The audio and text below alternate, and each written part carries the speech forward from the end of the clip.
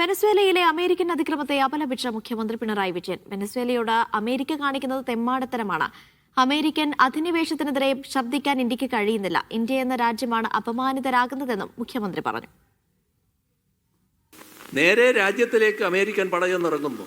മുൻകൂട്ടി ആസൂത്രണം ചെയ്ത രീതിയിൽ ആ രാജ്യത്തിന്റെ ഏറ്റവും ഉയർന്ന ഭരണാധികാരിയെ, അദ്ദേഹത്തിന്റെ ഭാര്യയെ അടക്കം അവരെ കസ്റ്റഡിയിലെടുക്കുന്നു, ബന്ദിയാക്കുന്നു. എന്നിട്ട് ലോകത്തിന് മുന്നിൽ ഒരു ചിത്രം പ്രദർശിപ്പിക്കുന്നു. അദ്ദേഹത്തിന്റെ കണ്ണ് മൂടിക്കെട്ടിയ അവസ്ഥയിൽ ബന്ധനത്തിലായ വെനസ്വേലിയൻ പ്രസിഡന്റ്. എന്താണിത്?